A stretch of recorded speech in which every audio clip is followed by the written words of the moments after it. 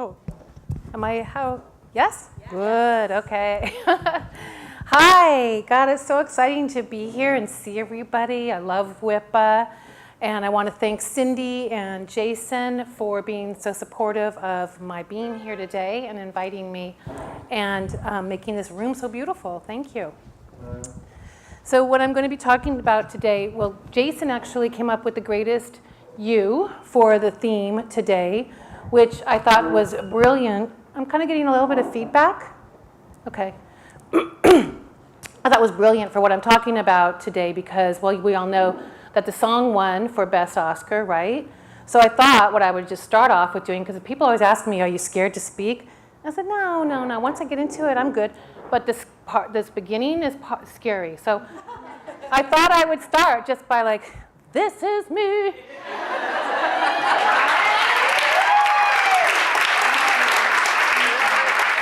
That went off better than I thought. But really what it is this is you, because what I'm going to talk about today is brand therapy and how we take what you do and who you are, and then we are going to talk about that in the first part. Second part will be about taking it out into the world, into social media, which is so important today, and it's so important to post intentionally and a lot, of course. But we'll talk all about that. We'll get into some stuff. One thing I do want to say, since we are like all Instagram people, and Instagram's been so mean to us, keeping us from each other, is go around your table later on during lunch and follow everybody. Because we all could use a little love on Instagram these days. So Cindy mentioned brand therapy, and I want to explain a little bit about what that is. I don't want this to sound self-promotional, but this is how it came about. I was with a client, and she was like, well, I was going like, I don't know, how am I going to differentiate myself, Like, it's so hard to do it for yourself, right? And she goes, well, what you do is brand therapy, you hold my hand, you are there with me, you're always thinking one step ahead. And I'm like, oh, okay, brand therapy, that's really catchy. I'm a sucker for a catchy phrase. But I really didn't, I guess I pushed a button, but I really didn't really take it to heart until one day I was out in my garden and I was looking at the bougainvillea bush, and I was like, oh, it's beautiful and it's thriving and it's all, full of flowers. Then I'm like, but wait, what's this little bit of clumpy leaves right here? And where's that clump right there? And of course, being OCD, I start cleaning out my bougainvillea. I'm like, oh, let's take those clumps of leaves out. And they shook to the ground, and as they did, I thought, oh, I'm going to have to rake those up later. And then I thought, oh, that's what brand therapy is. Our companies look really healthy and surviving and exciting and vibrant, but there's some clumps that are left in there, and they probably are left from little things, like maybe a project that you wanted to start, that you started, and you didn't follow through on, and it's clumping in your head psychically. You're like, oh man, I want to get back to that project. Or it was a person that came into your company that started something or went a different road than you normally would want to go, but it's still there. So these are the clumps that we have to eliminate or at least address or look at, and that's the therapy part of our businesses, because brands really are people. We're people. Even a can of Coke is a person. It's the person that created it, is the person that's going to have the experience with it. So everything we do is people related. So that's why we all have some issues. I know, right? So it all comes down to 3 questions to me. This is in my working with people, with brands, brand people. Who am I? Who is my ideal client? And why should you hire me instead of my competitor or the other person or whoever is the flavor of the month? By answering that first question, we can answer all of them, okay? So who are you and who are you trying to attract? Hopefully it's not the guy that my grandma thought she was trying to attract. I don't know what she's doing there, but my grandfather's wondering also. So what I've done is created a positioning statement, kind of some rules to look at when you are thinking about your company. Now let me just say, everyone's talked about, I don't know if you've gone to a lot of marketing or business seminars or talked to people about this or gone to classes, but the positioning statement is always the first thing that they want you to start. It's always a thing we never get back to and we never address because it sounds really simple. It's like the hardest thing you'll ever do. And I know because I just spent like 6 months looking really hard at my business and really, really taking apart everything, every angle of it. This was the hardest part. It really was. Calling my clients and asking them what they like about me was easy, or what they don't like about me, not so easy. But the positioning statement is this. It has these elements. It's simple and memorable and tailored to your target market. It's an easily understood picture that differentiates you from your competition. It's credible, which means your brand can deliver on its promise. And I'm reading it because I don't know if everyone, I have to work a lot into these slides. It's a position you can own, so you can like really, it's in your market that you can own it as being that specific thing. Helps you keep your marketing decisions consistent, and that's going to be really important when we get to the social media portion of this in just a few minutes. And it leaves room for growth, so you haven't cut yourself off with your positioning statement to say, well, we're this, we're always going to be this. I think Facebook did that right. Always free, always will be. Hello. That did not leave room for growth. So core vision and position statement, these are some things that people think are words that should be in there, but I'm going to say try to avoid these words. These are your table stakes, right? This is just what it takes to be in the game as a company today. These are things you should be doing all the time that hopefully your customers believe that you are doing. So if in case you can't see it, innovative, outside the box, fun, ethical, caring, service-oriented, customer-oriented, and authentic.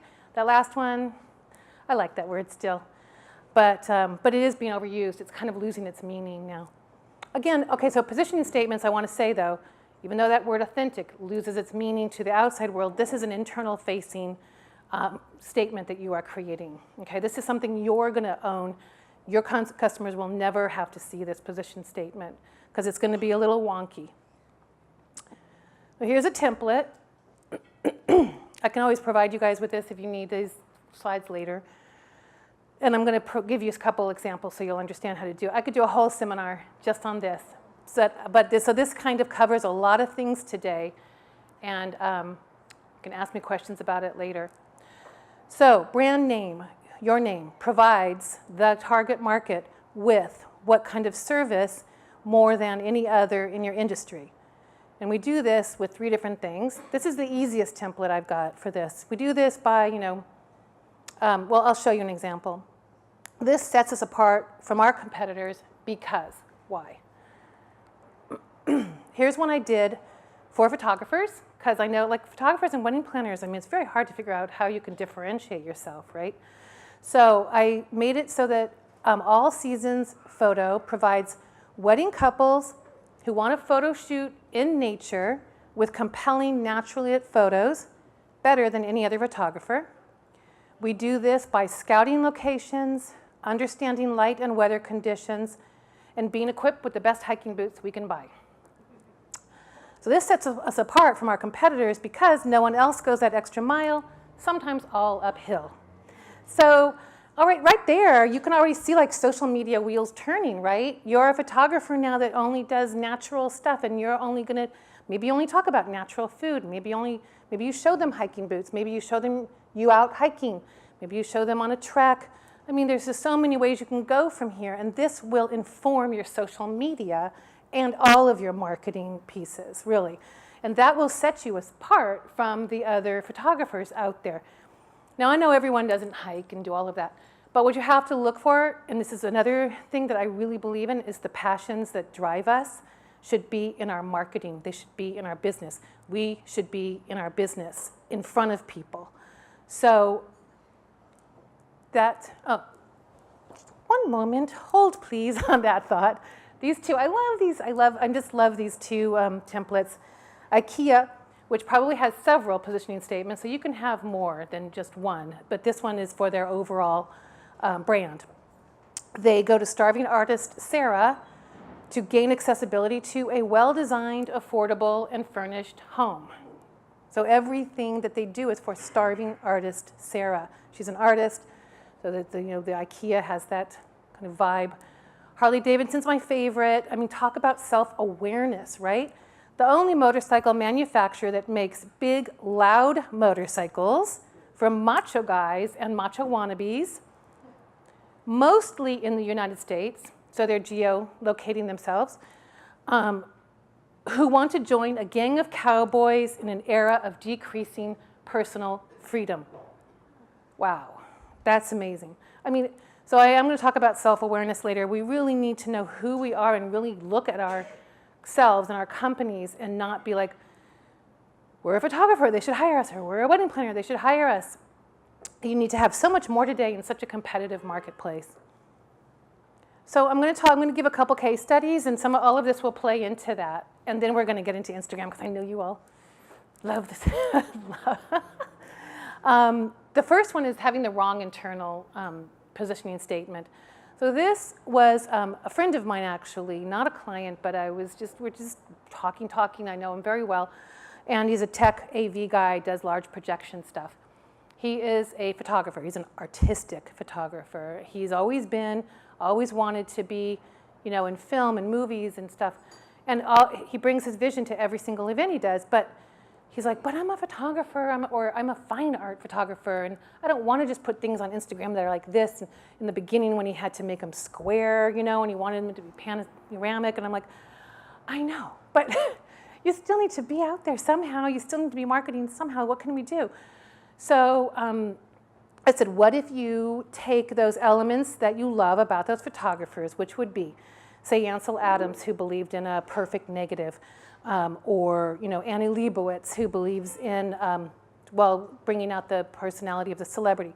What if you take all of those and then you weave that through your Instagram story? You're going to have to. It takes a little bit of work, and believe me, do we all know Instagram is a lot of work, right? So he, can do Ansel Adams and what I love about Ansel Adams, then take it and show how his work reflects that same quality that he believes in. Does it work all the time? Is that a little ethereal? Probably, but he wasn't posting anything. He was literally paralyzed. So to get yourself out of that paralysis, sometimes you just have to start somewhere, and that made him feel a little bit better, that he'd have an artistic slant to it. So the next case study is about not knowing who your ideal client is and completely ignoring them because of some kind of ego thing that you've got. And that's the brand therapy part of this. So this was a client in Chicago years ago who was really brilliant at doing large corporate stage events. And he had a lovely, lovely boyfriend who became famous as an interior designer later on, who was getting lots of press in the local TV and stuff. So he's like, oh, I want press like that. I'm like, you do like, Verizon corporate stage things for only a small, clientele. I put it out there to the press. They're just not interested because the public can't go to it, and they don't see the angle for their readers. So I'm like, I don't know. I know, but we've got press in every other, event magazine. So he hired an agency that would get him press. What they got him was how to do cheap ideas for your red carpet Oscar party, how to do pineapple cocktails by the pool, how to do like 10 best ideas for, for the next bar mitzvah. Completely off-brand, right? So that, to me, is a problem because you're wasting time on the wrong clients. So unfortunately, there is no great answer for him there, but he got what he needed. He got that ego boost, and then he got that out of his system. So sometimes, I guess brand therapy is just getting the thing out of your system, right? And then just like going, okay, how'd you feel about that? You've spent $20,000 and you got some frou-frou drinks by the pool, And so then he's like, oh, okay, I get it now. So sometimes, of course, we need to put them in the situations that they want. Like you guys know, when you do a proposal, somebody looks at a blank page and they can't see anything. You show them a proposal, all of a sudden they've got a lot of ideas, right? Okay, so the third one is, why hire you? What sets you apart? This one's kind of, this is one of those ones where the large corporation or the person who's been in business for a long time is saying, you know, well, this is the way we've always done it, and it's always worked just fine for me.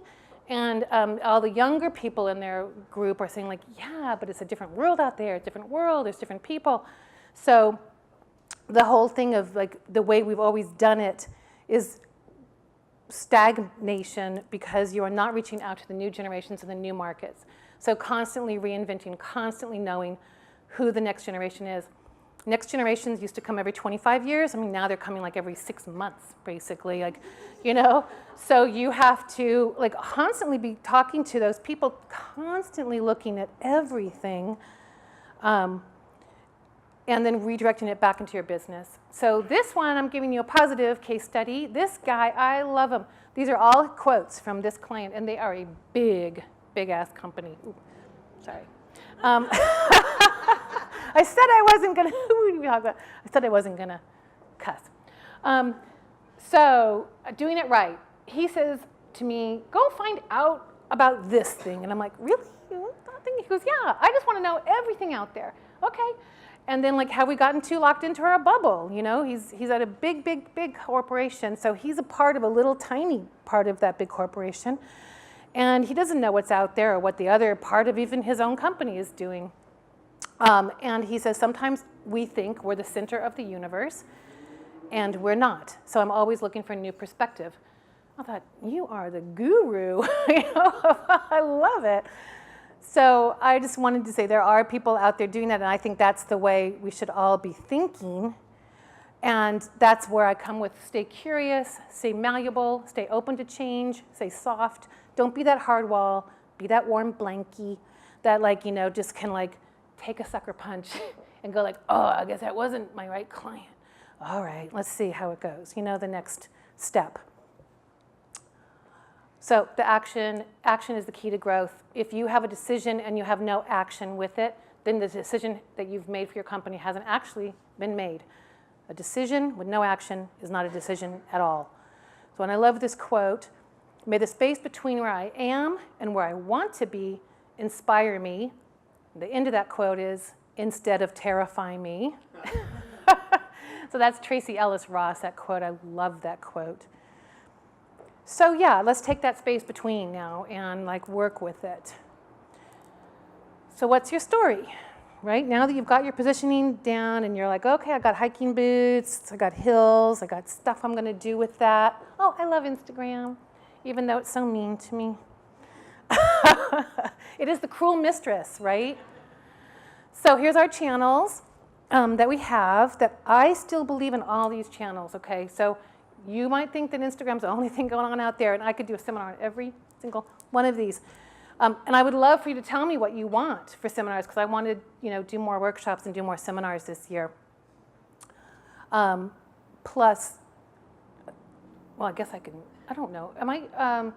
Plus, I want to give away a half-hour consulting audit Instagram, Facebook thing to anyone who would like to give me their business cards, and we'll do a drawing after.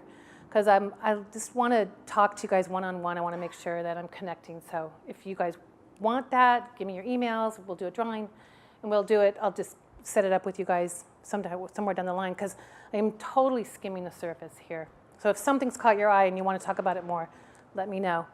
Plus, you can just call me. But so our channel's our website, because that's where it all leads back, right? Instagram, just by Instagram, is not enough.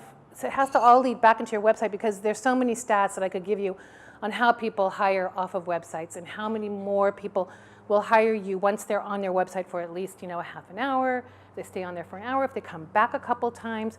They say that the amount of conversion for sales with people with your website, interacting with your website, much higher than just seeing you on a website and scrolling through, because they are opting in to going to your website.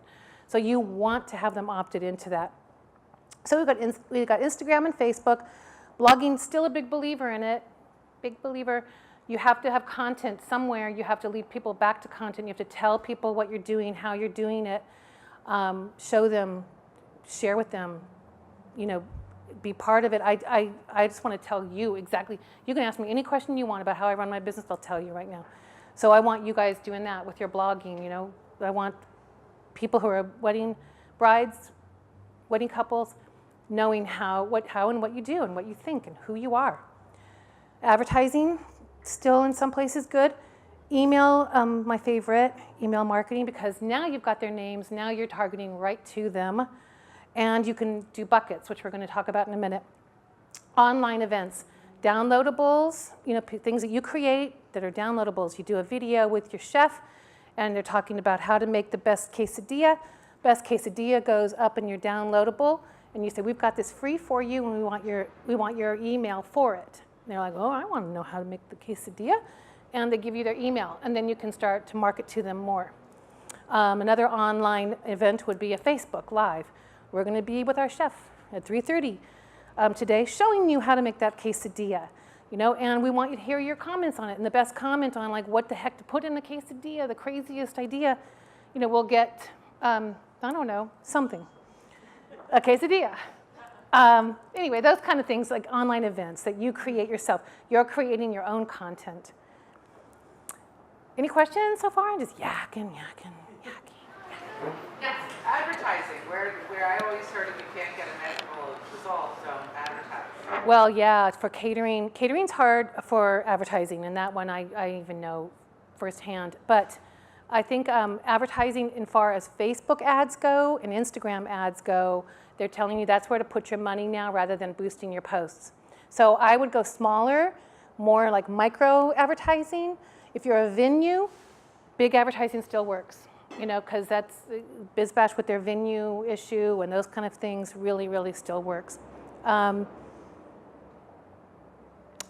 guess advertising, that's what I would say. I would say, make a budget out for yourself for Facebook. And for a budget? Gosh, I don't know. Some people, it depends on how many people you want to come. Like some magazine I used to work with did $50 a day in Facebook ads.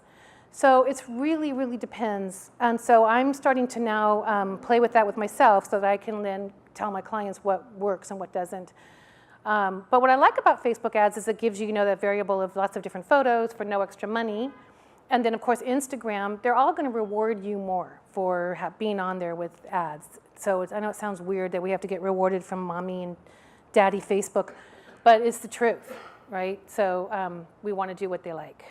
It's like, I never thought I'd be saying that kind of stuff, right? About Facebook. Okay. So what to post, how to post with intention. So let's create buckets for ourselves, right? Hiking guys did it. The photographer did it. So for me, mine is yoga and working out. Mine is marketing, inspiration, my DIY projects with my house, books, writing. So I have got like a book like LG Reads, hashtag cooking, and of course social media are things I like to talk about online. Why would I want to put yoga and stuff up there? Why? Because when someone is trying to figure out go with me or go with them, they're going to go, oh, she loves yoga. Like right away, I've pre-qualified that client for someone that loves yoga, right? I don't do it all the time. Like I think I have done, and I don't do a picture of me doing yoga. I just do like, right? Wouldn't that be good? That's all. So I will say something like, my yoga teacher today, blew my mind. I don't know what. Something inspirational, but then also leads back to business. So it would be something along the lines of just being able to exhale, breathe in, breathe out, take things okay, as long as it's inspirational to the person that's reading it. So I always think about that person out there, and I guess in my head I always think someone who is reading my stuff because they want to be inspired and they want to learn something, and they want to learn how to take inspiration into their marketing. It's marketing. Boy, I really wish I was a florist. It'd be so much easier to put a flower up. Like my posts wouldn't be like, I'm marketing. I'm still marketing. Like, right? No, it's not very visual. So I have to get creative with my visuals. So this one I put the words that I actually do. My bucket list is up there, but I made that's a rotating video. Actually, the little words will just kind of rotate up. So as you see it on Instagram, it rotates up. because you want your images to be scroll stopping, right? So if I just have a picture of a bathroom up there, they might stop, be like, what? But if it's moving and it's colorful, they will stop more. Oh, they'll stop at that one.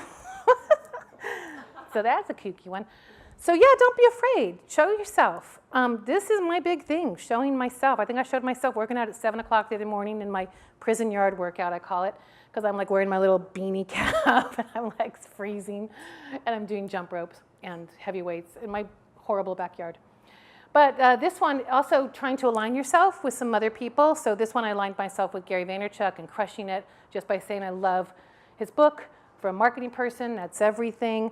And all of a sudden I got all the Gary Vaynerchuk people going like, oh my God, you should really, come on our Crush It challenge and stuff and be here with us. So I was able to connect with a different tribe out there than, say, event profs. So you might have other tribes that you want to be connecting with. All right, let's get into what I think is the place that everyone should kind of be right now. I think you should be doing Instagram stories and Instagram highlights. Anybody have any, everyone's good with knowing basics? Okay, I'm gonna show you the basics anyway. All right, so Instagram stories rolls above the whole feed. When someone has a new story up, it goes highlighting into the red, a red mark, a red whatever. I was like, how do you get that red thing? When they first started doing it, I'm like, I want that red thing. And so then on your regular feed, it will show you with the red outline so that the people will know there's a story up there. And people are going more to Instagram stories now than they go to your feed. So the whole rule of thumb now is have an Instagram story running at least every day if you can't get to your feed, except for like maybe 3 to 5 times a week. Instagram stories. Now this is someone I think does it really well, and this goes against a lot of rules out there. So the rules are like, oh no, not too many words, kind of dumb it down. But I love that they created this. These are all testimonials. This woman, Laura Casey, does a big product launch, and it ramps up. It ramps up like crazy. And so there's constantly Instagram stories going on, and so her team creates these testimonials, which then run on their blogs and on their ads and on their Facebooks. I don't think that she cares that you read that or not. You see there's 5 stars, you see there's somebody writing like they're crazy raving evangelists for her, and you see that they are like testimonials, and it's the product launch coming up from what's on bookending it on either side. So this isn't for everyone. I just want to show you that you can take formats and change them around a little bit. Okay, so oopsie. All right, so now story highlights. The new darlings. I love that they did this. They do a brand cover for each one of their little buckets. And what they do is they don't just do the little heart without having a meaning to it. They are very, very sponsor-oriented, by the way. So I love them, but they're selling you everything. So their whole thing, that one that had the envelope in it, is really their subscription thing. So it has a little bit more information on it than normal. And they can do that swipe up because they've got 10,000 followers on a business account. So I know I might be saying stuff that some of you guys know, but in case you don't, this is important stuff. I wanted to show you, because I did take a look around at what people are doing, and I love Jason's Instagram. I love that he's put his personality into it, the tequila, the ham, and he jumped on that right away, wedding, social, and events. So he created his own brand. I don't think he's even in here. Where is he? He did not know I was doing this. So that's how that looks. That stays up there, a little weird, but it stays up in the story, right? And it stays up in your highlights. I think people will start to that will be a language that we understand now, the highlight story. Jason, I love I'm talking about you. Love it. It's a good one. So here's Warner Brothers. They did their venues, did those each of their major venue points. As soon as we did it, they had somebody contacted them, DM'd. So DM is going to be like, people are emailing me, they were DMing me information. I'm like, that could have been in an email.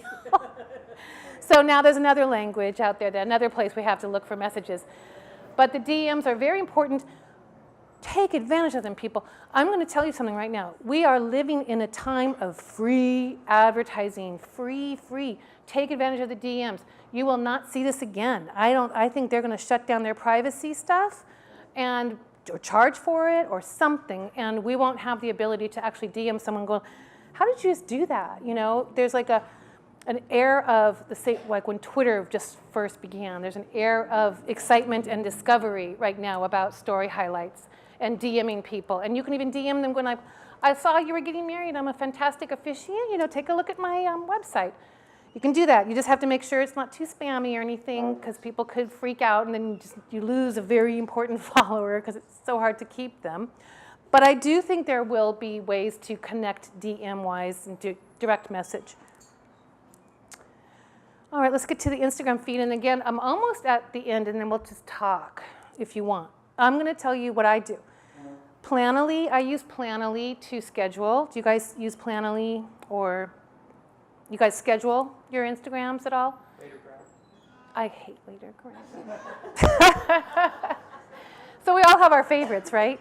It's whatever you get used to. And Latergram, I could not get used to save my life. But I use now Planoly for my own personal brand. For my clients, I use a different one that's more expensive and I don't have to go in and do the phone notification, you know, the secondary notification thing. So Planoly. So what I've done here, I'm going to talk on this side of it. So Planoly, if you notice, I look at my colors that are going on, and then I look at my content, and I go, okay, there's, 1, 2, 3 of me, so every 6th one is a picture of me, so that they can, which is really hard to keep up with. So I'm like, I'll take my photo, just take it. Do I look okay? I don't have an Instagram wife or husband. So anyway, any questions about Planoly and how it works? It's really great. I do spend a little bit more, so I can upload like 30 photos at a time, so I can really like schedule them on the grid of how I like it to look. And I do this with my clients, like I said, on another platform.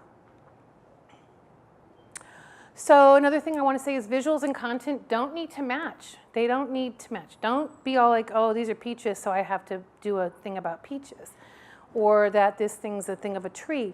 You want to create a connection that resonates with them. So they look at that tree and they're like, oh yeah, that feels good to me. And so then you do something nice about, again, I don't know all of your businesses, but you would do something about just, I love what I do.